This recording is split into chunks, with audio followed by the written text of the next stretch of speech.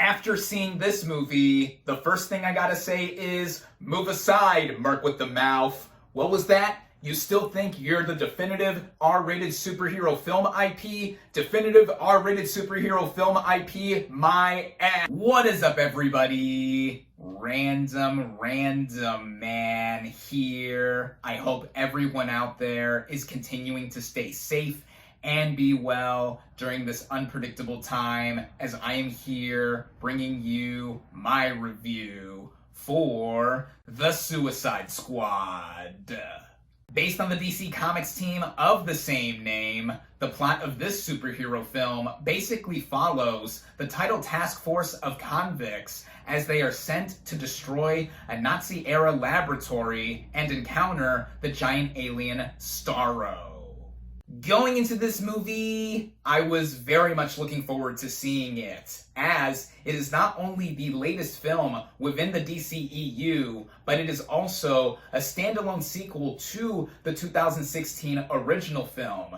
And my thoughts on that movie, as I've made retroactively clear in reviews after I initially talked about it back in 2016, are that it is a lackluster film in short. It is easily my least favorite of the DCEU slate that we have gotten thus far, and how it is just comprised altogether, it being one of the worst edited movies I've seen in recent memory, and a lot of other problems with it. It had a lot of us naturally disappointed with what we had received with it, and now we are receiving a sequel to that film, but in a lot of ways, it is unrelated to what was initially established with it. I was also looking forward to The Suicide Squad because of the writer and director at the helm. That person being the one and only James Gunn, who, at the time I am recording this, is actually celebrating a birthday today. So, happy birthday, James Gunn. He is an interesting and fan-favorite filmmaker among many in Hollywood today, going back to his earlier work comprising of now cult classic films to what he has done recently with the Guardians of the Galaxy films, which are among my favorite entries within the Marvel Cinematic Universe, in particular the first one. So it came as a shock a few years ago that he was fired from doing the third film because he refused to apologize for a series of tweets that he had made over a decade ago, so Disney just booted him off of that project, and he was getting scooped up, or attempted to be scooped up, by every other major studio to do a film for them. Warner Brothers eventually came to him and even offered him a Superman movie to write and direct, but instead he wound up choosing to do a Suicide Squad film, which at first glance, seeing his prior work, made a lot of sense for how the Guardians of the Galaxy films are about a ragtag group of misfits that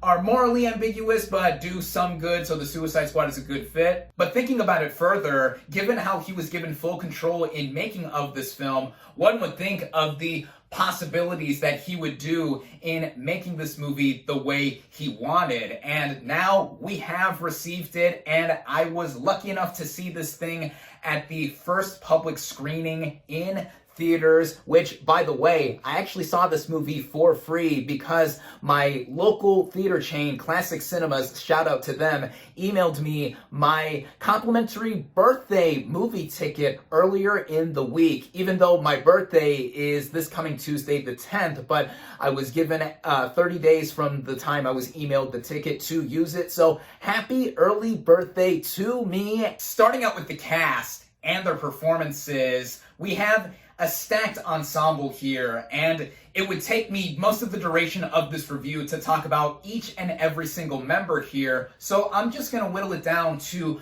those of the cast that stood out the most to me and I thought did the best jobs here. Of course, we have Margot Robbie as Harley Quinn, who headlines this whole cast, and she was easily one of the best parts of the first Suicide Squad film. I thought she was born to play the role of Harley Quinn, and with that film, and later with Birds of Prey, and now this, she has backed up why I thought that she was fantastic in the role. Even though she is not at the forefront or center of this movie like she was in her previous DCEU film, she still stands out a lot here, especially in one action sequence that shows off the versatility and physicality of the character, and Robbie herself as a performer, just one of the greats right now. Also, one of the greats for acting right now, in my opinion, is Idris Elba in the role of Bloodsport. It is clear that he is the stand-in for Will Smith's Deadshot here, though in playing a different character and not having that character recast at all. And with Elba, I think that he could basically do no wrong in just about everything that I've seen him in. In the past decade, I've seen him in multiple projects, and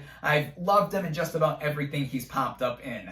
And here, his charisma, his badassery, everything you could talk about in between with Elba and his character Bloodsport has a lot to him, especially with the bit of backstory that we do get with him. Another new member of the cast is John Cena as Peacemaker. Now, as I mentioned in my review for F9 a couple months ago, I am not the biggest fan of Cena when it comes to him being used in movies, but I gotta say that this is the best I've ever seen from him in any movie that I've seen of his thus far. Playing a ruthless character, someone who literally will stop at nothing to get whatever job he is assigned to be done, with killing a bunch of innocents. I also find it funny that in real life he has been promoting this movie within the costume that he wears in the movie, and then also given that he did start out within the WWE, his physicality and just being able to hold his own in the action sequences is something that is welcome and utilized well. Another returning member of the first film's cast is Joel Kinnaman as Colonel Rick Flag, the leader of the titled Task Force of Convicts, and I liked him a lot more in this film than in the previous film, probably because I saw him be let a little more loosely, or more loosely I should say actually, with how he plays this character and also him in the action sequences, and is not just the stilted leader of the group who is like so laser focused and just stuck up as a military type. But yeah, really liked him here. Viola Davis as Amanda Waller also returns from the first film. She was also one of my favorite parts of that first film, and here, while she has less to do than what she did in the first movie, she is still the very hardened leader of this entire operation, even though Rick Flag was put in charge of the task force. And yeah, Viola Davis. I love Viola Davis. Need I say more? And then getting into some more of the new members of the cast,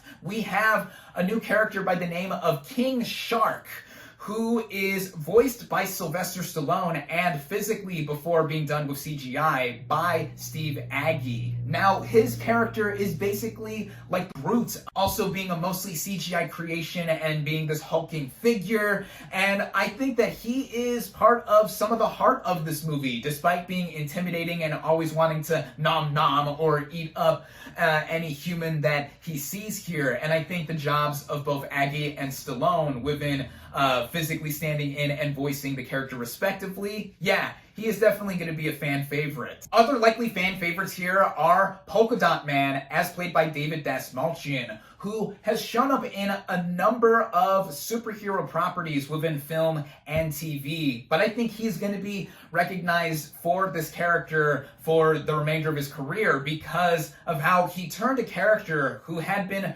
ridiculed a lot within his history, much like Aquaman, but then Jason Momoa started playing the character in the DCEU and he started being taken more seriously, and now James Gunn has done the same with how Polka Dot Man is portrayed here, and he has a tortured backstory to him, very Norman Bates-esque, as one character points out. And yeah, Dastmalchian's very distinct look fits a lot of what has to be done with this character, and also his power set, it's cool, even though he does shoot out polka dots from himself. And the last big player I want to give a shout out here to is Daniela Melchior as Ratcatcher 2. And for my money, she is the breakout star of this movie. She is another new member of the Suicide Squad who is able to control rats, which at first glance doesn't seem like an ability that would have much to it, like with Polka Dot Man. But this power, along with the integration of the backstory of Ratcatcher 2 to the story here, I think adds for a lot of the heart of this movie, much like with King Shark, as I mentioned before, and even Bloodsport with the backstory he has with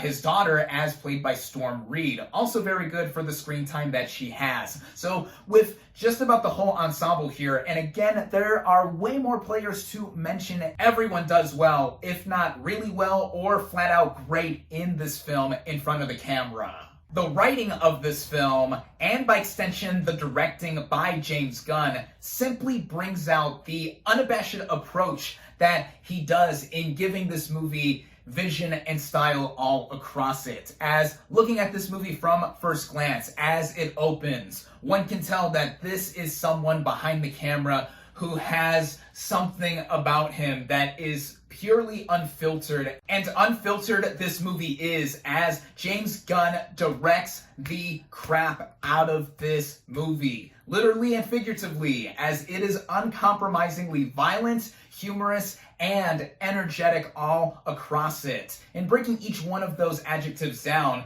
the violence of this movie really pushes it in it being the hard R that it is. Earlier, I mentioned and playfully dissed the Deadpool films for how they compare to the Suicide Squad now that it's been released. And in all seriousness though, this film, the first Deadpool film, did pave the way for more R-rated superhero films to be made in recent memory. But when looking at the content of this movie, both of these films look like Sesame Street in comparison to the Suicide Squad. The blood and gore levels are insanely high here, as is the body count, whether it has to do with a main character going down, innocent bystanders on the side, or cannon fodder with a bunch of villainous characters. It is easily the most violent film I have seen all year thus far. And as the movie wrapped up and I was leaving the theater, I did see that there were some younger viewers in the same auditorium as me, and I actually got carded when I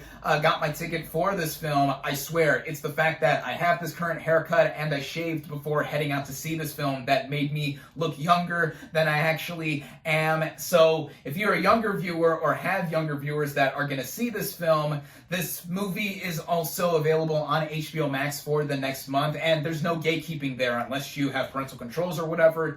I feel like a lot of people are going to see this thing on HBO Max anyway, so there is that. But going back into how Gunn helms this thing, specifically with the writing actually, I did mention that it is humorous throughout. And yeah, this is probably the funniest movie I have seen all year thus far. And with the rest of the writing too, and how the movie does set itself up and execute itself with how we get some characters' backstories, and also it feeling like a clean slate with how we are introduced to the Suicide Squad themselves. It handles it with a lot more smoothness than what the first film did, in half the time in its initial opening feeling like a music video with just 30 seconds of song samples and cutting between different character introductions. Laugh. Here, not so much, and just easily on a writing and directing front, this is a significant improvement on the first film by default, and it is due to Gunn having a lot of cleverness to his script. Also, a lot of unpredictability here. There are surprises, whether or not we expect certain characters to come out alive, or just where the movie goes in upping the ante by the time we get to the third act. It's something that keeps itself up all throughout it. And throughout it as well,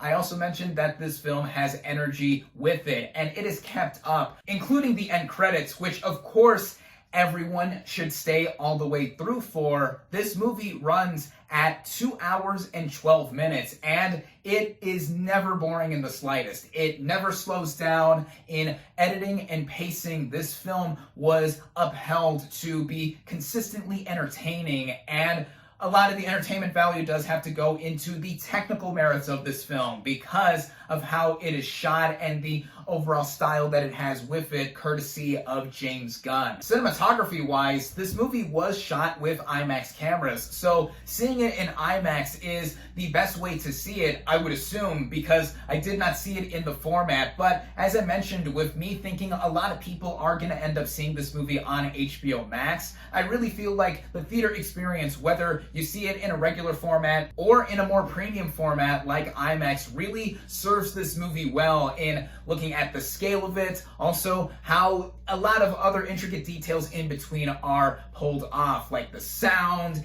even how the use of color is done in this movie. One of my favorite moments has to do with the characters walking through and being in the rain, and that was just drop dead gorgeous to view. And also adding on to the gorgeosity of this movie on an audio front is the original score by John Murphy and the original soundtrack too. The hand-picked, previously made and licensed songs here do give the movie a further edge to it. It opens with a Johnny Cash song within the opening credits, and there's other noteworthy tracks in between here. Just the music in general helped up the approach and execution, courtesy of James Gunn, being something that is so unadulterated with what it is trying to do. Not everything with the execution is perfect. I mean, there is some wonky CGI here and there. Even with a movie as big budget as this, there are some moments that I felt like, yeah, it's artificial on that one part or that one moment, and even some I could see taking issue just with how the story is. It is simple. It is kind of something that we've seen time and time again before. There's even a MacGuffin involved with a specific character named the Thinker, played by Peter Capaldi. I enjoyed his character, but as I said with the basic premise of this movie, it's just the title squad themselves going in to stop something that is of great threat, much like the first film. But as I have likely made clear by now, it is no contest how much better this 2021 Suicide Squad film is to its 2016 original, and it is what we should have received in the first place. But 5 years later is not that much of a wait in comparison to how new audiences will be watching or be introduced to the Suicide Squad with this film, hopefully instead of the 2016 film.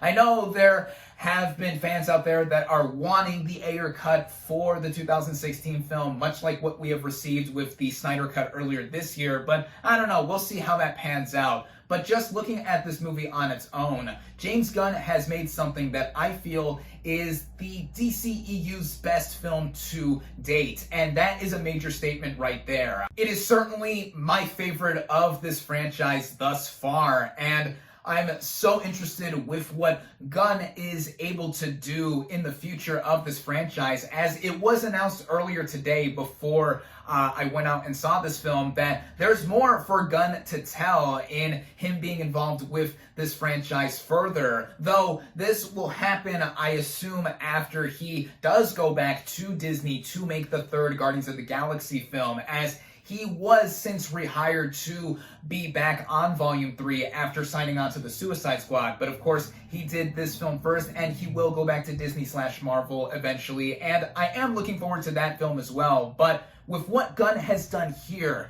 and what he is able to now establish with this series going forward, and also possibly paving the way for more filmmakers to get control like he did, I think it makes for a lot of possibilities in the future, both in and outside of this franchise. We are getting a Peacemaker TV series on HBO Max next year, and of course I'm looking forward to that now, as it's pretty clear by now that I loved the Suicide Squad. In fact, it is my favorite movie-going experience I have had all year thus far, with how I thought of the movie quality-wise, and just me sitting in the theater with a medium-sized popcorn and a large Coke-flavored icy. It was a match made in heaven for me, and something of a really nice early birthday gift in experiencing this movie all together. Once again, I loved The Suicide Squad. It is one of my favorite movies of the year thus far. I highly recommend it. My final verdict for The Suicide Squad is 4.5 out of 5 stars.